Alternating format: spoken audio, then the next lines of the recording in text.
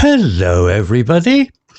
If you want to read all the stories in full, please go to www.steveuk.blog. Thank you. Short story 590, The Crimson Scourge, Intermediate. The village of Oakhaven lived in constant fear. For a year, a terrifying crimson dragon had cast a long shadow over their quiet valley. Its scales shimmered like 1,000 polished rubies, and its fiery breath left behind scorched earth and blackened trees that stood as grim monuments to its power. The dragon's roar was a deep guttural sound that shook the very foundations of their timber homes, and the villagers often huddled indoors, their prayers a quiet hum against the wind, hoping the beast would not pass over their fields that day. The fear was a heavy blanket, smothering their laughter and their hope. Elara, a young woman known not for her physical strength, but for her unyielding courage, refused to accept this life of terror. While the others spoke in hushed tones of powerful knights and ancient magic, Elara spent her days observing the dragon's behaviour from a hidden spot among the dense forest canopy. She noticed something strange, a pattern that others had missed. The Crimson Scourge never attacked the village directly. Instead, every morning, it flew to the same distant cave and released its fiery breath onto a large grey rock near the entrance. It was a bizarre, almost ritualistic action, repeated with the same intensity day after day. It seemed less like an act of random violence and more like a deliberate, purposeful task. One evening, with a rare, quiet confidence, Elara decided to take a huge risk. Armed with nothing but her wits and a small sack of food, she crept towards the dragon's lair. Her heart was a frantic drum against her ribs, beating in time with the distant low growl of the dragon. Every snapped twig and rustling leaf felt like a shout in the stillness of the night. When she finally reached a safe vantage point, overlooking the cave's entrance, she saw the truth. The dragon was not breathing fire at a rock, but at something much more delicate. Nestled in the warm stone was a cluster of enormous, deep purple eggs, and the dragon was carefully, gently heating them with its breath. The rock was a protective shell, a natural shield for its precious clutch. The scourge was a mother, and its terrifying roar was a worried call, not a threat. The loud noises and the small flickering village fires had caused her great stress and panic, making her lash out defensively. With a profound sense of peace, Elara carefully placed her sack of food, a humble offering of dried meat and berries, on a ledge and retreated silently. She had brought a gift, a sign of peace and understanding. The dragon looked up, its huge golden eyes meeting Elara's, for a fleeting moment before she disappeared into the trees. The next day, Elara returned to Oakhaven and told the villagers everything she had seen. She spoke with such genuine conviction and clarity that they listened, their fear slowly replaced by wonder. They agreed to dim their fires at night and to work more quietly during the day. The dragon, in return, stopped its attacks and its roars softened to low, content rumbles. Oakhaven was no longer a village of fear, but a place of quiet understanding. The Crimson Scourge was no longer a monster, but a protective mother, living peacefully in the valley, a silent guardian of the newly found peace. Vocabulary notes. Terrifying. Definition. Something that causes extreme fear. Example. A terrifying crimson dragon had cast a long shadow over their quiet valley. Similar words. frightening, horrifying, petrifying, alarming. Guttural definition: a sound that is deep, low, and comes from the throat. It is often a harsh or unpleasant sound. Example: the dragon's roar was a deep, guttural sound that shook the very foundations of their timber homes. Similar words: throaty, deep, raspy, gravelly. Huddled definition: to crowd together or curl up in a small space, often because of fear, cold, or being together. Example: the villagers often huddled indoors, their prayers a quiet hum against the wind. Similar words: gathered, clustered, grouped, huddled together. Unyielding definition: not willing to change or give in to pressure, firm and resolute.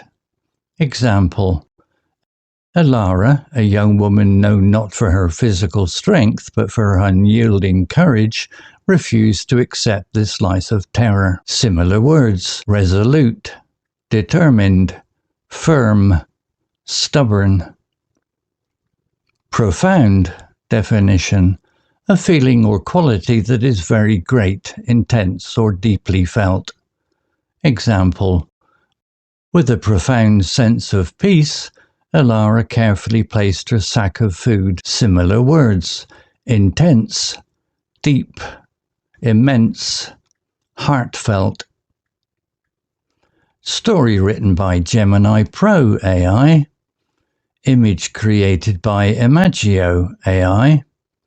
To read all the stories in full, please go to www.steveuk.blog. Thank you. CC Music, drifting at 432 Hz, Unicorn Heads. Imagine this. A quiet village, Oakhaven. But there's this chilling feeling hanging in the air. Its name? The Crimson Scourge. A terrifying dragon, scales like polished rubies shimmering. Wow. Casting this long shadow, breathing fire, scorched earth, blackened trees left behind. That's the feeling we're diving into today. The visceral fear, yeah.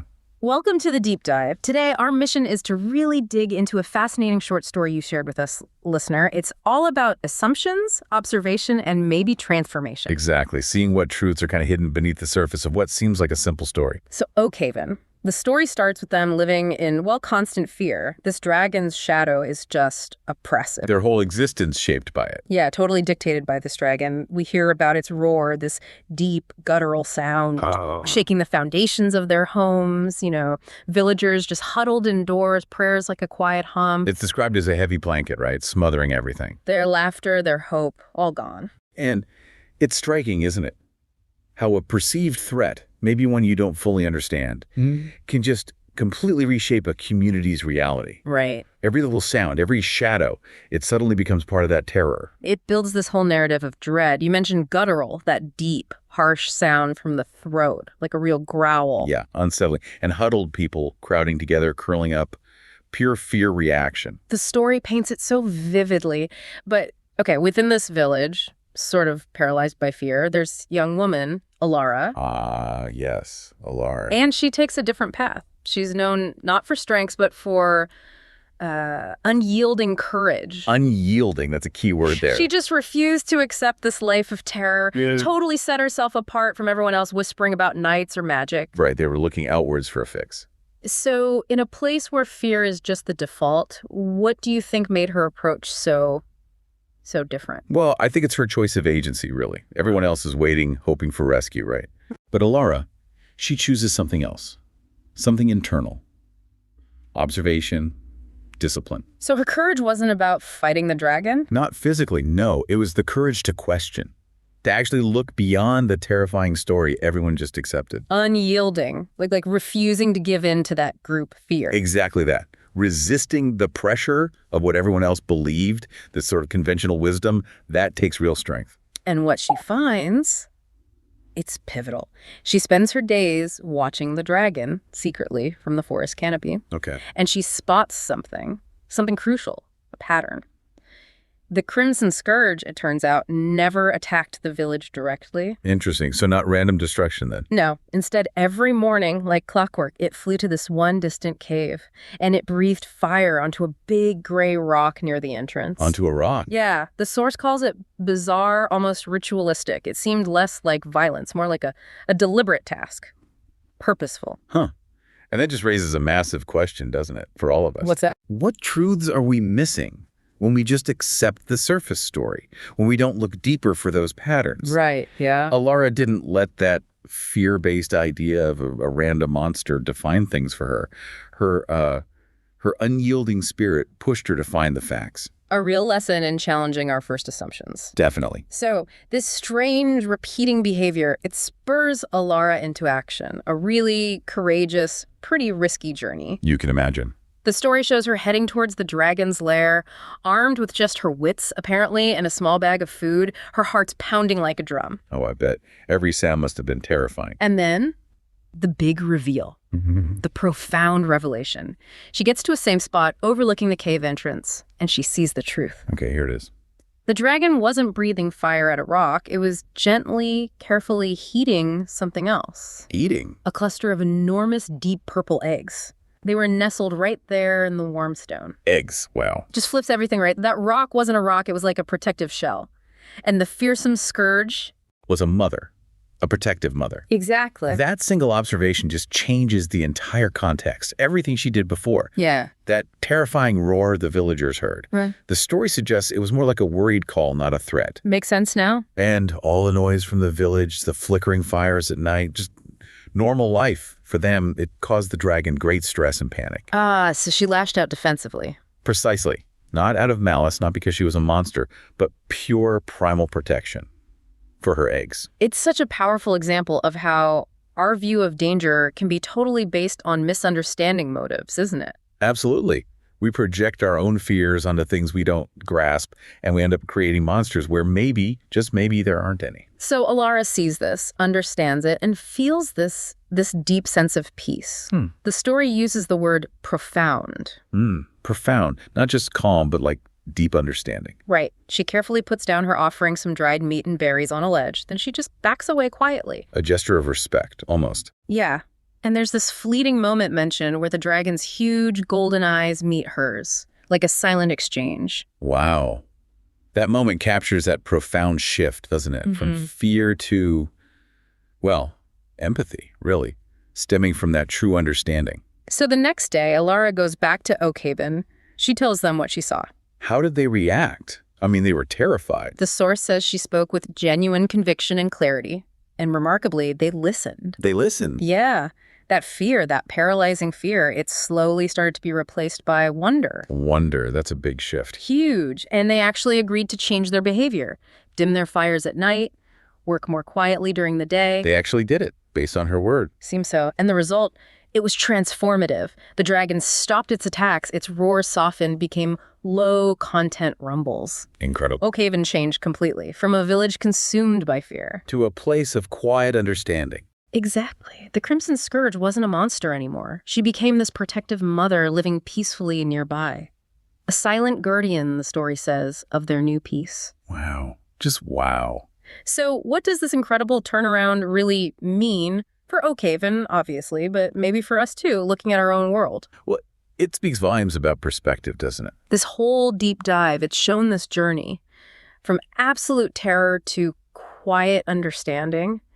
And all because one person was willing to just look closer. To observe, yeah, and question the narrative. And then, crucially, to empathize. That simple shift in perspective, driven by her courage to just look, it completely remade their reality. A powerful reminder. So for you, our listener, here's something to think about. A provocative thought maybe for your own reflection. Where in his life, or maybe in the wider world, in public conversations, might you be mistaking a Crimson Scourge for a protective mother? Simply because we haven't really tried to understand the motives behind something or see the whole picture. Yeah, what could change? what could actually change if we made an effort to look for the eggs, to look for the underlying reasons and situations that just feel purely threatening on the surface.